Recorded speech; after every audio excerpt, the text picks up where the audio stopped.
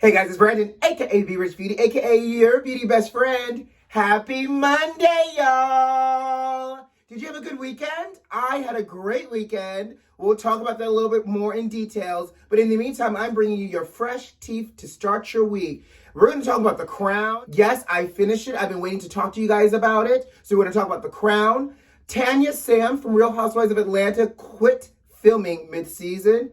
Baby. Dr. Dre's divorce gets even messier. And Tisha Campbell Martin says that there might be a Martin reboot. So we're going to talk about all that and a lot more. You know what to do. Grab your tea. Let go.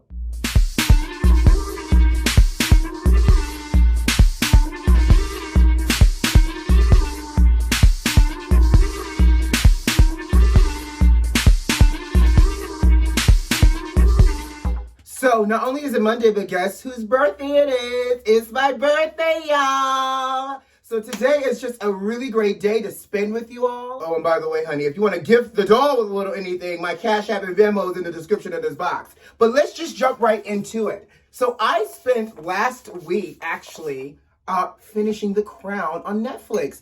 Have you guys seen The Crown? Well, season 4 premiered, finally. And baby, it is so good. What I appreciate about The Crown, it's obviously, you know, it's television, right?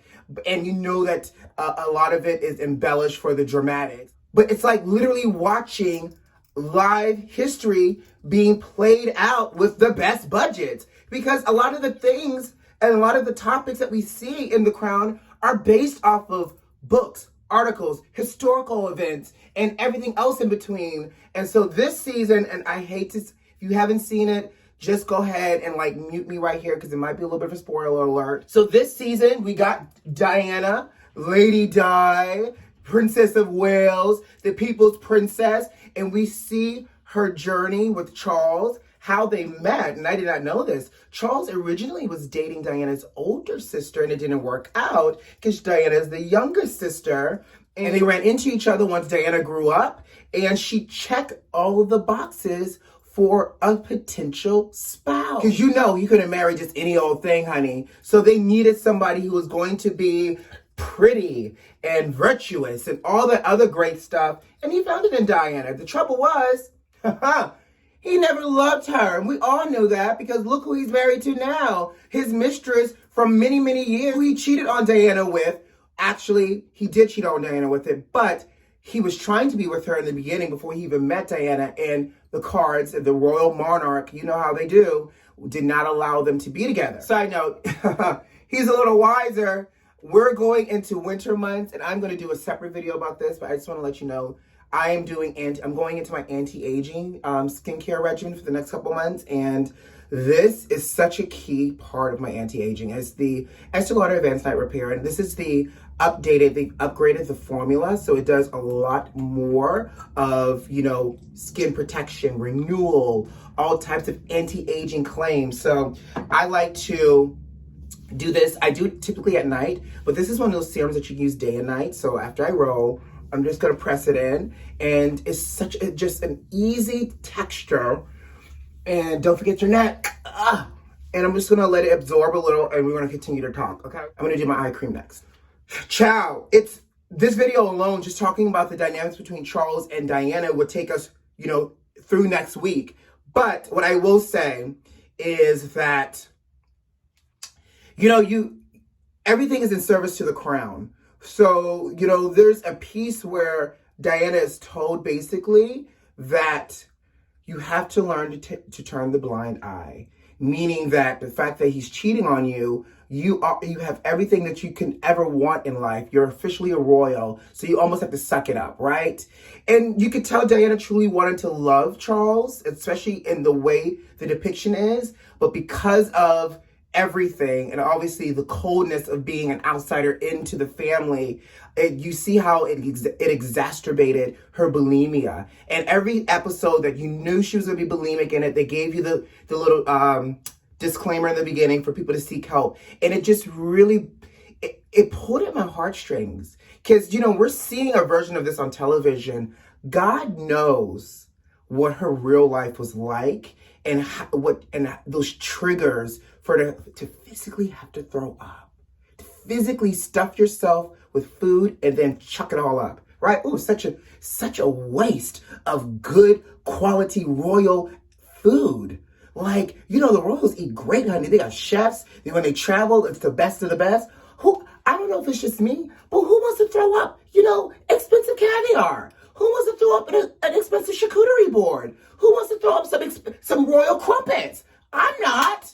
Anyway, one of the things that always makes me so excited to watch it is the cinematography, the budget, the clothing, the actors. They literally take on every single nuance and mannerisms. It's such a good show. Oh, and we got Margaret Thatcher in this season. This is my Margaret Thatcher impersonation.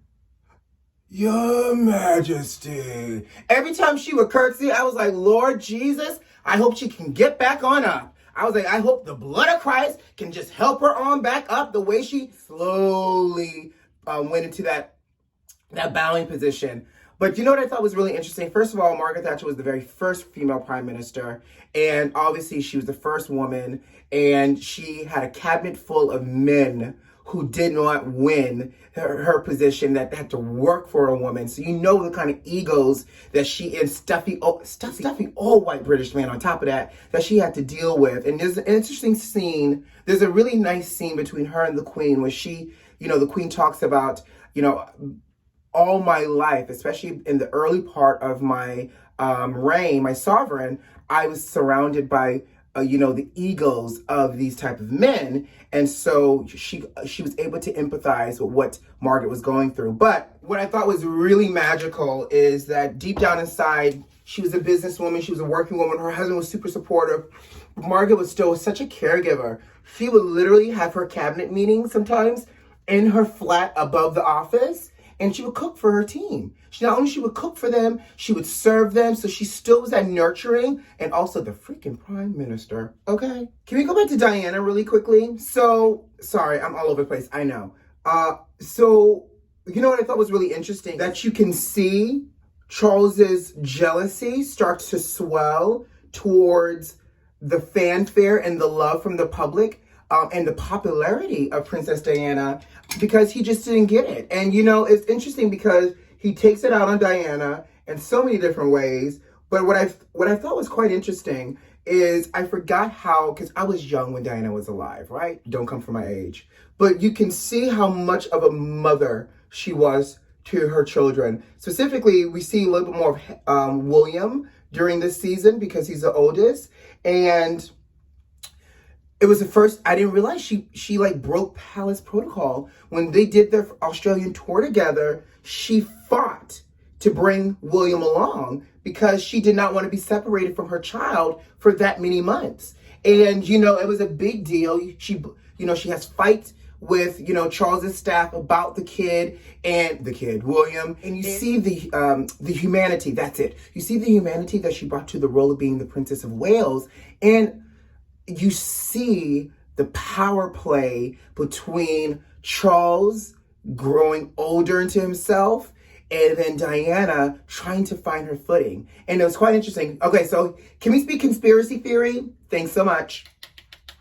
Y'all think that that palace has something to do with that car accident? I'm just asking. I'm asking, and why am I whispering? I'm asking for a friend. But y'all feel like, you know, the palace had something to do with it? Because and I don't want to ruin it, but there's a scene where she talks about leaving and someone says to her, you know, you can't leave. It won't end well with you. Come quiet. Is that a hit? Are you foreshadowing something, sir? I'm like, oh.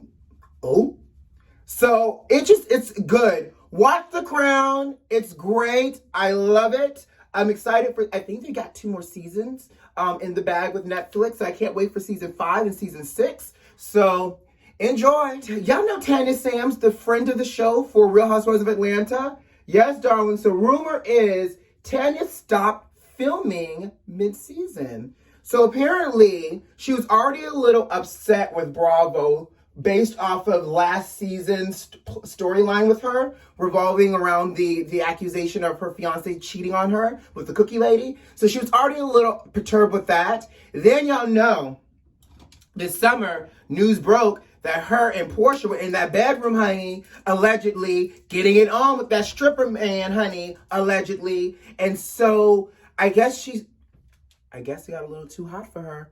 And so she stopped filming mid-season, I think shortly after the whole stripper gate.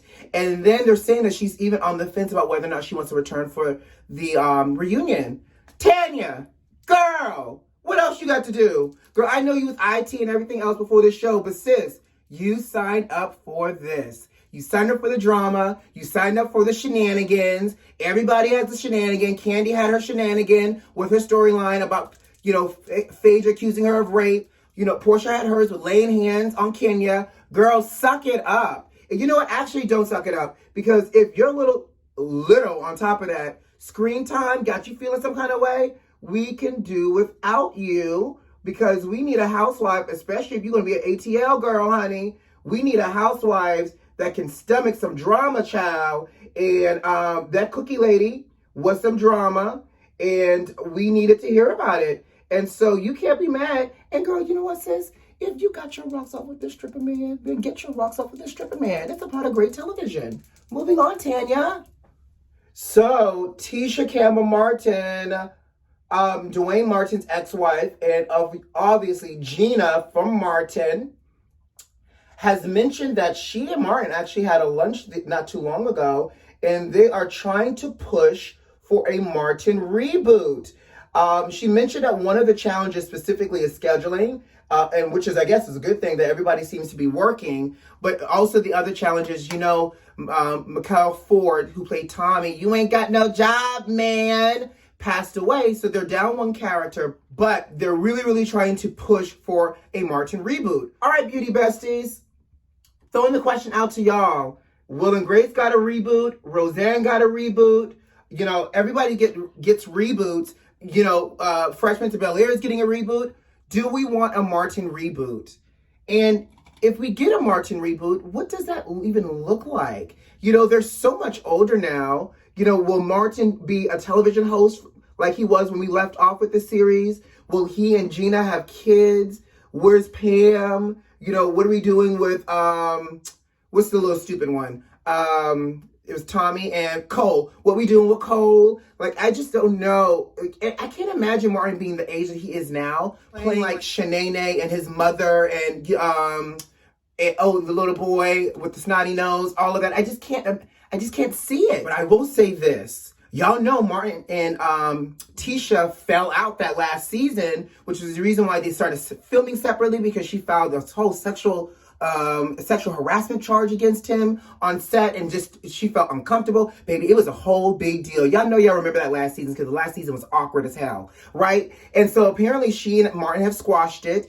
She and Martin, according to the reports, was able to squash their beef after Tisha divorced her husband, Dwayne, back in 2018. So I'm inclined to think, did Dwayne's ego and antics have something to do with you falling out with Martin, girl? You let your husband let you lose your job? Child, I'm looking at a side eye. Nonetheless, Martin is definitely for the culture, so I am here for a reboot. I'll take it anywhere I can get it. We need some good quality, feel-good entertainment, okay?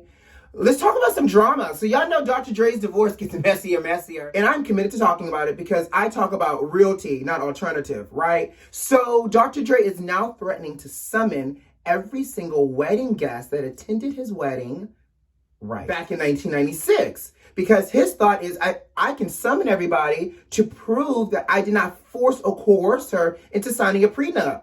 Okay, Dr. Dre, was everybody in the room with y'all when y'all signed the prenup? If you're trying to invite the entire wedding guest list, I'm sure people saw the happy part of Nicole walking down the aisle, smiling. You at the altar, smiling. I didn't know everybody at the wedding also witnessed your prenup or the lack of prenup signing as well. Child, this gets messier and messier, and I'm here for it, and we're going to continue to talk about it. But in the meantime, let's move on. Reverend Al Sharpton is talking about the fact that Black America is not trusting the vaccine based off of Black America's torrid past with healthcare. Now, here's the thing.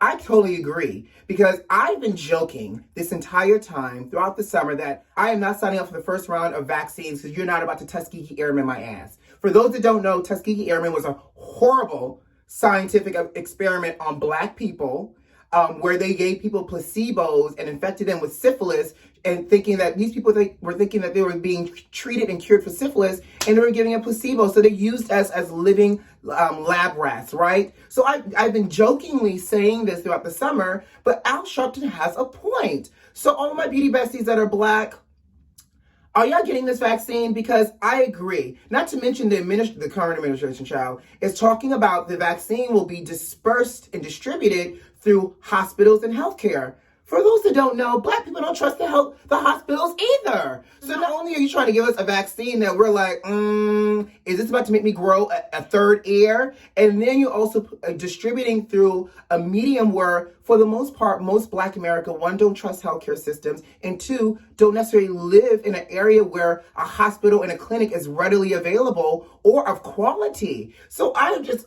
child. I just don't know. Last but not least, actually, two things actually. Coming to America 2 is finally getting a launch date. You know, Netflix bought the movie, so now it's going to stream March 5th. So here's the synopsis, right? So Prince Hakeem and Simi are going back to New York to find Hakeem's long lost son. I'm so sorry. I didn't think he had time to sell his royal oats in the first movie, let alone to be able to possibly have a whole illegitimate child. But nonetheless, again, things that are for the culture, I'm here for it. Condolences goes out to Bobby Brown and him losing his child.